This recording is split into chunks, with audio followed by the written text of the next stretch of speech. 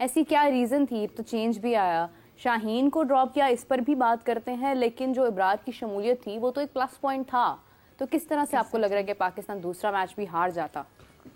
बिस्मिल्लाह, हमेशा से ही हमें ये कभी यकीन नहीं रहा कि हम जीत जाएंगे। हमें ये यकीन ज़रूर रहा कि यार हार ना जाए। ये यकीन हमें आज तक समझ नहीं आई जब से क्रिकेट के बुरे हालात हुए हैं और ग्राफ ऊपर नहीं जा रहा है क्रिकेट का, डे बाय डे नीचे आ रहा है। पाकिस्तान अगर इस मैच को पूरा होता, अगर हम देखते, अगर आज बारिश ना होती तो शायद मुझे लगता है कि जिन दावों के ऊपर हम ये बात कर रहे थे कि इब्रार को खिला लेना चाहिए था पहला मैच और शायद वो कोई अच्छा रिजल्ट दे देता, लेकिन जब टीम मुत्तहिद ना हो और टीम के अंदर कॉम्बिनेशन उस तरह का बना हो कि हर किसी को अपनी पड़ी हो कि मैं परफॉर्म कर दूं, टीम भाड़ में जाए, तो मेरा ख्याल है कि फिर आपकी टीम में सिर्फ सर्वाइवल अपनी ज़ात की हद तक तो चलती रहती है, लेकिन टीम के लिए कुछ भी नहीं हो रहा होता।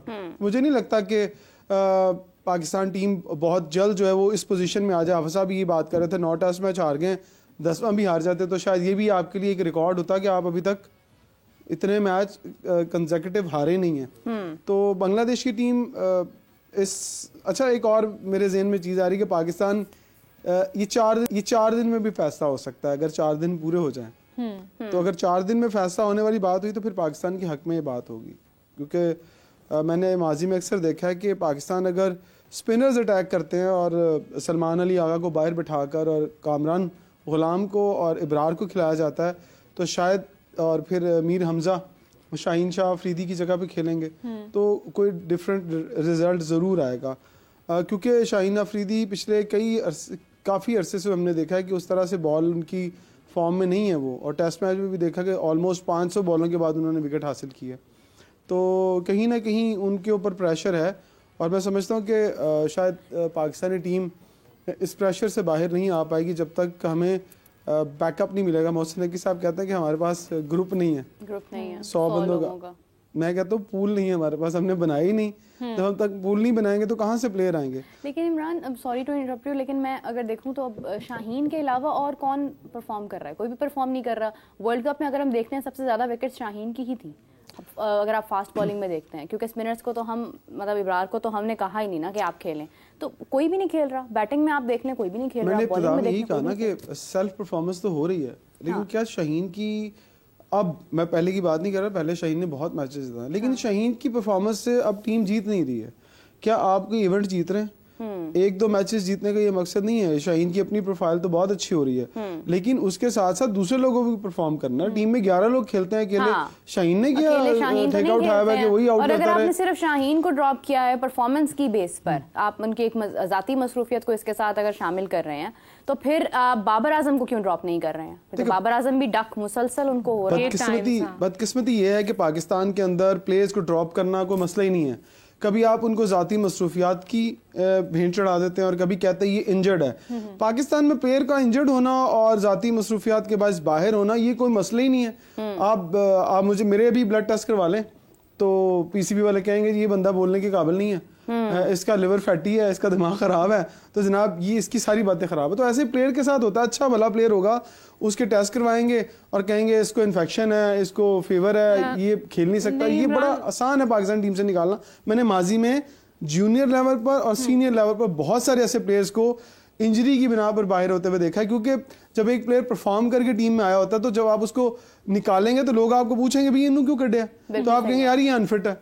तो अनफिट होने के लिए क्या आपसे, मैं तो नहीं जाके पूछूंगा दिखाएं इसकी रिपोर्ट कहाँ है। तो वो एक बहुत बड़ा सेटबैक है प्लेयर्स के लिए। अच्छा इमरान, हम काफी दिनों से ये बात तो कर रहे हैं कि किसको खिलाना चाहिए, किसको नहीं खिलाना चाहिए, लेकिन जो ऑलरेडी खेल रहे हैं, जैसे भी मीरब ने बात की, किसकी परफॉर्मेंस हमें देखने को मिली है? किसी के भी नहीं। Babar Azam constantly 8 times test match में 0 पर आउट हुए हैं, तो इससे उनकी लीडरशिप स्किल्स पर ऑब्वियसली क्वेश्चन तो आता है। कैसे वो इंटरनेशनली हम आगे उनको देख सकते हैं? कैप्टनसी के हवाले से अगर बात करें या ओवरऑल परफॉर्मेंस, इसलिए उनका रेटिंग भी उनकी कम आई है, गिरी है, तो क्या कहेंगे आप? मेरा ख्याल है कि अब अगर बाबर को इस सीरीज में आखिरी ये चांस है उनके पास, अगर वो परफॉर्म नहीं करते ना तो मेरा उनको रेस्ट खुद ही ले लेनी चाहिए, क्योंकि फिर आप किसी की जगह ब्लॉक करके बैठे हुए हैं। आप इसलिए ब्लॉक करके बैठे हुए कि आप किंग हैं, तो किंग तो फिर खुद ब खुद भी इस्तीफा दे देते हैं, खुद अपना तख्ता छोड़ के नीचे आ जाना भाई, पहले किसी और जानशीन को ऊपर लेकर आए। जो केन विलियमसन ने कप्तानी छोड़ी है वर्ल्ड कप में, न्यूजीलैंड के कैप्टन जब हैं, आप फॉर्म में एक अच्छे प्लेयर हैं। अच्छा, बाबर को अक्सर हमने सुना है और बहुत सारे उनके हामियों को भी सुना है कि जी वो जिस प्लेयर को टीम में नहीं रखना चाहते, कहते हैं इसकी जो डोमेस्टिक परफॉर्मेंस क्या है। तो मैं ज़ाती तौर पर आज बाबर को ये मशवरा दूंगा, लोगों को बहुत बुरा लगेगी ये बात कि जनाब आप स्टेप डाउन करें, और ये नहीं कह रहा कि आप क्रिकेट छोड़ दें, आप स्टेप डाउन करें और फर्स्ट क्लास क्रिकेट में जाएं और जाकर प्रूव करें, जिस तरह आप दुनिया को कहते हैं ना कि जी आप पहले डोमेस्टिक में, जैसे आपने उमर अकमल को निकाला, आपने अहमद शहजाद को निकाला और आपने कहा जी डोमेस्टिक में परफॉर्म करें, और अगर आप परफॉर्मेंस शो करते हैं तो हम आपको टीम के लिए कंसीडर करेंगे। तो सिलेक्टर सोए हुए हैं क्या? सिर्फ बड़े बड़े नामों की बिना पर टीम में नहीं होना चाहिए। अगर आप बड़े बड़े नाम टीम में रखेंगे और वो परफॉर्म नहीं करेंगे तो फिर माजरत के साथ आपकी टीम का जो डाउनफॉल है वो कभी भी नहीं रुकेगा। लेकिन इमरान, जब एक मिसाल ही ये सेट है कि डोमेस्टिक में जाने वाले किसी भी प्लेयर को आगे मौका मिलता ही नहीं है, तो फिर क्यों कोई डोमेस्टिक में जाना पसंद करेगा? देखिए, जो इंतजार कर रहे हैं, की बात की आपने, अहमद शहजाद की बात की, सरफराज अहमद को आप देख लें। देखिए, जब आपकी परफॉर्मेंस में डाउनफॉल आ गया ना, तो फिर आपके पीछे जो बैठा इंतजार कर रहा है ना शख्स, अगर हुरैरा की बात बहुत सारे लोग कर रहे हैं कि उसे खिलाना चाहिए, उसने बड़ा परफॉर्म किया, तो फिर खिलाएं उसको, उसका भी देख लें कि उसमें कितना टैलेंट है, क्या वो इंटरनेशनल प्रेशर को बर्दाश्त कर पाता है। आपने छोटी क्रिकेट में उसे खिलाया है, वहाँ वो परफॉर्म कर रहा है, और हमने माजी में बहुत दफ़ा देखा है। आप खुर्रम शहजाद की बात कर लें, आप मोहम्मद अली की बात कर लें, जैसे ही उन्हें इंटरनेशनल क्रिकेट में लाया गया तो उनकी वो परफॉर्मेंस नहीं रही। डोमेस्टिक परफॉर्मेंस और ए टीमों के खिलाफ खेलना एक डिफरेंट एक्सपीरियंस होता है, लेकिन जैसे ही आप इंटरनेशनल क्रिकेट में आते हैं तो आपके ऊपर प्रेशर बहुत ज़्यादा होता है। तो बाबर आजम को उनके फ़ैन चाहे गुस्सा करें, उनके चाहने वाले चाहे गुस्सा करें, भाईजान आप जाएं और आप फर्स्ट क्लास खेलें, और वहाँ पर जाकर आप कोई 5-6-100 करें और बताएं कि आपके बल्ले के ऊपर बॉल लग रहा है। और जैसा कि अब पाकिस्तान क्रिकेट बोर्ड ये दावा कर रहा है कि डोमेस्टिक क्रिकेट का है वो बहुत क्वालिटी स्ट्रक्चर बन रहा है, और अरबों रुपए आप उसके ऊपर अब लगाने जा रहे हैं, और आपने मेंटोर भी करोड़ों रुपए वाले रख लिए हैं। तो बाबर आजम की भी एक टीम का कप्तान बना दें, दूध का दूध पानी का पानी हो जाएगा कि बाबर आजम की टीम जिसके वो कैप्टन बनेंगे, क्या वो जीतेगी? क्या बाबर परफॉर्म करेंगे? अगर बाबर परफॉर्म करेंगे तो बाबर को दोबारा से टीम में ले आए, और जो उन 5 टीमों में परफॉर्म करेंगे उनको भी इनके साथ रखें, कंपैरिजन करें कि कौन बेहतर है, उन्हें खिलाएं। बहुत सारे लोग 10-10 हज़ार रन करने के बाद भी फ्लॉप हो जाते हैं, उनका कैरियर खत्म हो जाता है। मुझे लगता है कि बाबर का करियर इख्तिताम की तरफ जा रहा है, और ये बहुत बड़ी स्टेटमेंट मैं दे रहा हूँ। चाहे वाकई बहुत बड़ी स्टेटमेंट आप दे रहे हैं। बहुत लोग मुझे तनकीद का निशाना जरूर बनाएंगे, लेकिन इनका करियर जिस तरह की ये परफॉर्मेंस कर रहे हैं, जिस तरह से इन्हें पॉइंट आउट कर लिया गया है इन स्विंग बॉलिंग के ऊपर, अगर ये काम नहीं करेंगे तो माजरत के साथ अगर आप 10-20 इनिंग्स के बाद 150 करेंगे तो वो किसी खाते में नहीं आएगा। आपको लोग बातें करेंगे और आपको बर्दाश्त करनी पड़ेंगी, और आपके चाहने वालों को भी ये बातें बर्दाश्त करनी पड़ेंगी। इमरान, आप बात तो ठीक कर रहे हैं, लेकिन मेरे ख्याल में this is too early to say कि बाबर आजम का जो करियर है वो अख्तिताम की तरफ है। इसी के साथ हाफिज इमरान ने हमें दोबारा ज्वाइन किया। जी हाफिज साहब, आप हमारे साथ हैं? आप जी हाफिज साहब, इमरान सुहेल साहब कह रहे हैं कि बाबर आजम का जो करियर है वो अपने इख्तिताम की तरफ जा रहा है, तो आप क्या कहेंगे इस सिचुएशन के अंदर? तो मुझे सिचुएशन के अकॉर्डिंगली कि वो 8 टाइम्स कॉन्स्टेंटली टेस्ट मैचेस में 0 पर आउट हुए हैं, तो उनसे इस वजह से उनकी परफॉर्मेंस पर ऑब्वियसली बैटिंग में उनकी एवरेज गिरी है, क्या कहेंगे आप? देखिए, बात यह है कि पाकिस्तान की अभी कल भी हमने इसके ऊपर बात की थी, और गुज़िश्ता कई रोज से, क्योंकि बाबर आजम पाकिस्तान के मौजूदा दौर में सबसे बेहतरीन क्रिकेटर हैं, बेहतरीन बैटर माने जाते हैं। उनकी कारकर्दगी का मयार वो नहीं है जो कि होना चाहिए और जिसकी वो सलाहियत रखते हैं। और जिस तरीके से गुज़िश्ता 8, 10, 12 अगर टेस्ट मैचेस की भी बात करते हैं तो उसमें भी उनकी कारकर्दगी का मयार वो नहीं है जो लोग उनसे तवक्को करते हैं।